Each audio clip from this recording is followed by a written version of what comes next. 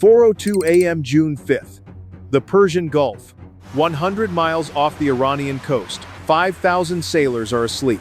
The USS George Washington, 100,000 tons of American steel, a floating city of F-A-18s, Tomahawk missiles, and nuclear reactors, cuts through black water at 28 knots. Its wake glows faintly with bioluminescence. From the surface, it looks almost peaceful. It is not. 40 feet beneath the flight deck, in a room sealed behind 3 cipher-locked doors, a team of 5 people has been awake for 31 consecutive hours. They are not pilots. They are not SEALs. They carry no rifles. Their weapon is a 14-kilobyte string of code that has been sitting dormant inside Iran's Fordow nuclear facility for the past 4 months, buried inside a routine firmware update delivered through a third-country contractor who never knew what he was carrying. The code has a name, classified, but the men and women in that room call it WRAITH. Tonight, WRAITH wakes up, 3,000 miles away, in an underground mountain fortress near the city of Qom. 6,000 centrifuges are spinning at 100 meters per second, separating uranium isotopes with the patience of a machine and the ambition of a regime. The Fordow fuel enrichment plant was carved into granite specifically because it cannot be bombed. The mountain is 90 meters of solid rock. Even the GBU-57 massive ordnance penetrator, the most powerful bunker-busting bomb ever built, would need 2 direct hits to reach the centrifuge hall. The United States has decided not to drop a single bomb, but somewhere in those tunnels, a Siemens logic controller just received a signal, a quiet one, the kind that doesn't trigger any alarm. And in the Persian Gulf, an EA-18G Growler electronic warfare jet rolls off the catapult of the USS George Washington at 165 knots, its airframe shaking with the violence of a steam launch. The pilot doesn't know he is about to fly directly into the mouth of an S-300 surface-to-air missile battery. He knows what his mission is. He volunteered for it anyway. Can you imagine being that pilot? Knowing the missile is already tracking you, and choosing to fly straight at it anyway. Please note, this scenario is entirely hypothetical, created for education and military history enthusiasts. No classified information is used or implied. This is the story of how a ghost got inside the machine, and what happened when Iran decided to fight back. Want to see how it ends? Drop a 1 inch in the comments to keep going, or a 2 inches if you want to stop here. Let's find out who's still with me. 4:17 a.m. 4 F-35C Lightning II stealth fighters climb silently above the Gulf, invisible to every radar in the region. Their internal weapons bays are not loaded with bombs. They carry ADM-160 MALD decoys, miniature jet-powered aircraft, each one programmed to mimic the radar signature of a B-2 Spirit stealth bomber. Each decoy costs roughly $30,000. Each one looks to Iranian radar like a $2.10 billion aircraft. The F-35Cs release the decoys in a single coordinated burst. In an instant, the Iranian Integrated Air Defense Network, a web of Backdoor 373 long-range radar arrays, Cordad 15 surface-to-air batteries, and Syed 4 interceptor missiles, lights up like a switchboard hit by lightning. Where there were 4 contacts, there are now 52. The radar computers begin screaming priority alerts. Iranian commanders stare at their screens and see what appears to be the largest American air assault since the Gulf War, a full B-2 strike package driving straight toward Tehran. Every available interceptor battery pivots north. Every radar array pushes to maximum power. Every frequency jams with radio traffic, as commanders demand confirmation from subordinates who have no confirmation to give. They are chasing phantoms. The real threat is not in the sky.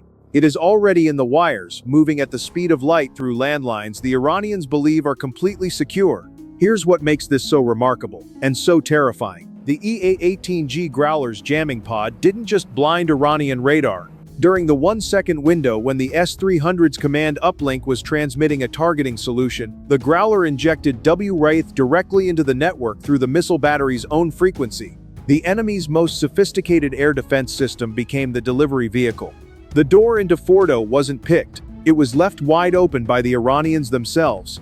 How do you think Iranian commanders felt when they realized every radar dish they had was pointed at nothing? 4:31 a.m. 90 meters underground. The centrifuge hall is cold and loud. The machines spin in perfect rows, thousands of carbon fiber rotors, each one balanced to a tolerance of microns, humming with the precision of a Swiss watch. The technicians monitoring the facility see normal readings, pressure normal, temperature normal, Rotation frequency, nominal. WRAITH disagrees. The code locates the Siemens S7-315 programmable logic controllers, the same type of controllers targeted by a different digital weapon more than a decade ago. But WRAITH is not a copy of that older weapon. It is a third-generation evolution rewritten from scratch. It identifies all 6,000 active centrifuge rotors and issues a single command: increase rotational frequency by 1.8%. Not 10%, not 5%, just 1.8%. Because 1.8% is invisible. The monitoring dashboards don't flag it. The safety alarms don't trigger. The technicians see nothing unusual. But inside each rotor, the physics are already working against the machine. At 138 into the cycle, a single rotor in column 14 reaches its resonance frequency, the exact vibration rate at which carbon fiber begins to delaminate. It fails catastrophically. The rotor disintegrates. A 200-gram fragment of carbon fiber, moving at 1,600 meters per second, punches through the steel casing of the adjacent unit. That unit fails. Then the next, then 6 more simultaneously. What follows is not an explosion in the traditional sense. It is a chain reaction of mechanical violence, 6,000 machines destroying each other in 22 seconds. The pressurized uranium hexafluoride gas inside the cascade system ruptures from its containment, filling the sealed hull with a toxic, highly corrosive fog. The automated safety system, designed to protect against a conventional bomb strike, detects the pressure drop and seals the ventilation shafts. The gas has nowhere to go. The temperature inside the hull spikes past 900 degrees Celsius within 90 seconds. The reinforced blast doors begin to buckle. The mountain above Fordow absorbs a seismic pulse equivalent to a 4.1 magnitude earthquake. On the surface, a column of superheated gas erupts from the emergency pressure release vents, visible from 30 kilometers away. To the infrared sensors aboard U.S. early warning satellites orbiting 22,000 miles above the Earth, the heat signature is extraordinary. To the Iranian military commanders watching the same satellite feeds on stolen imagery, it looks exactly like a tactical nuclear weapon has detonated inside their most protected facility. The dead protocol activates 4:54 a.m. The order is flashed simultaneously to every coastal battery, every naval base, and every submarine in the Persian Gulf. Total retaliation. The first thing that leaves Iranian shores is a volley of Khalij Fars anti-ship ballistic missiles, the weapons specifically designed to kill American aircraft carriers. They climb on a ballistic arc to the edge of the atmosphere, then tip over and dive at Mach 3.5. A 650-kilogram warhead at that velocity doesn't need a direct hit. The shockwave alone can buckle a destroyer's keel. The USS George Washington Strike Group's Aegis Combat System detects the launches 74 seconds after liftoff. It is already calculating intercept trajectories. The Arleigh Burke-class destroyers, USS Fitzgerald, and USS Lassen pivot hard, their Mark 41 vertical launch systems firing SM-6 interceptors in a continuous barrage, one every 4 seconds. The sky above the carrier fills with rocket exhaust trails. 3 Khalij Fars missiles are intercepted at high altitude. A 4th has its seeker head damaged by shrapnel from a near-miss detonation. It goes ballistic and splashes harmlessly 800 meters off the port bow.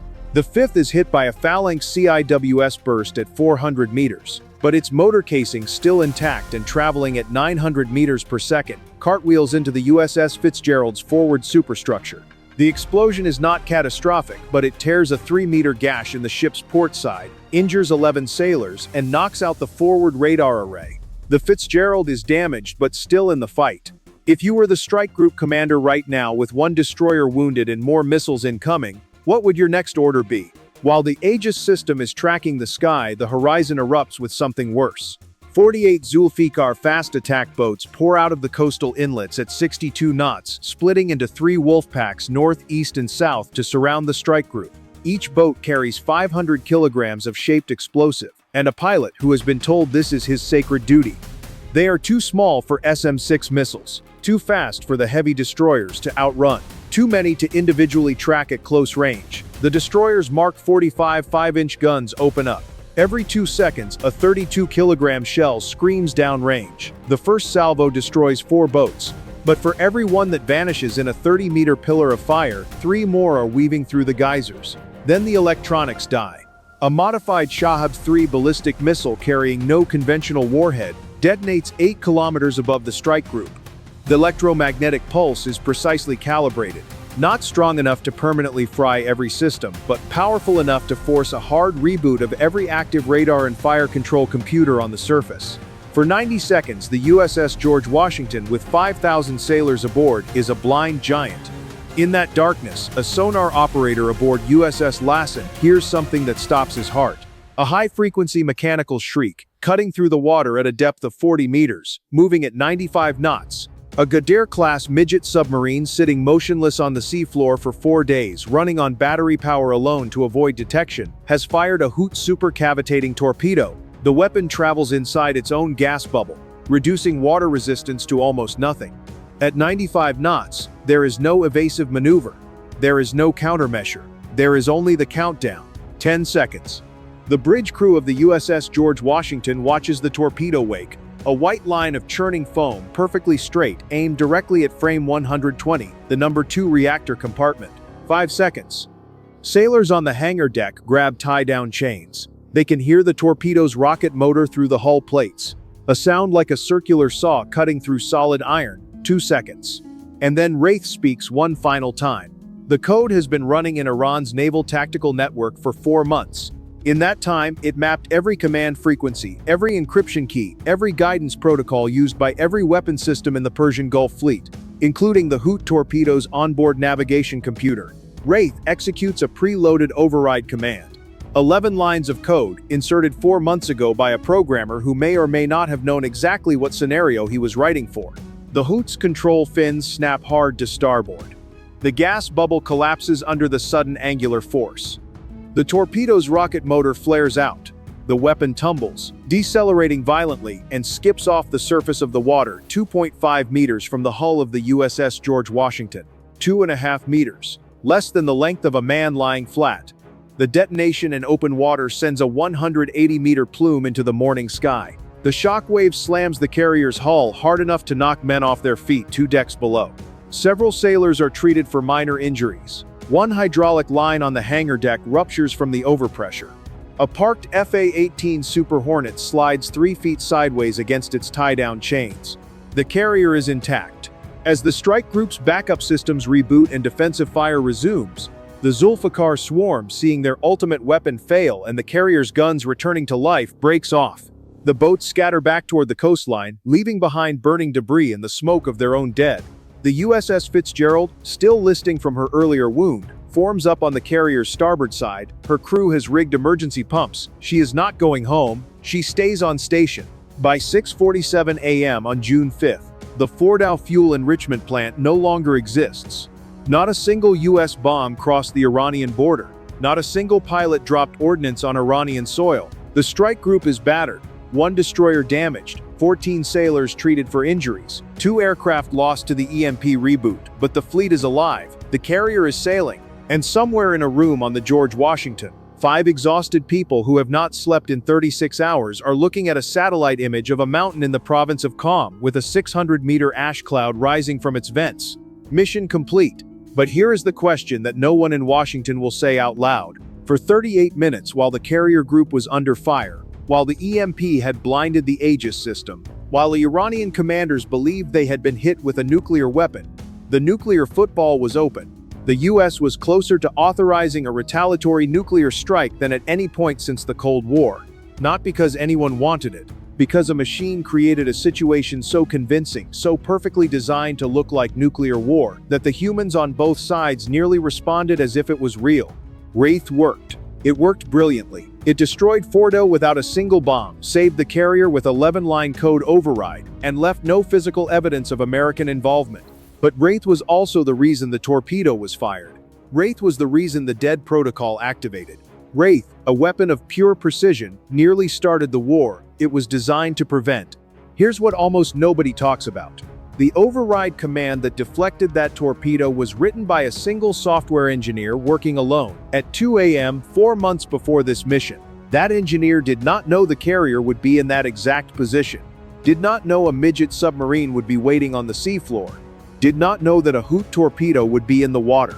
Was the backdoor a calculated strategic safety net, or was it an engineer's late-night gut feeling that turned out to be the difference between a carrier group and a radioactive wreck at the bottom of the Persian Gulf? We don't know, and that uncertainty is more terrifying than any missile. Because here is the truth about weapons that live in the wire. You can design them to destroy, but you cannot design every consequence. You can give them a trigger, you cannot give them wisdom. The machine that saved the George Washington today is the same machine that nearly sank her. Once you put a ghost in the wire, it makes its own decisions about when to speak. What do you think? Was the backdoor planned from the beginning, or was it luck that saved those 5,000 sailors? Drop your answer in the comments. And here's the bigger question. If digital weapons can trigger nuclear responses without a single bomb being dropped, what does the next conflict look like? Let us know what you think below.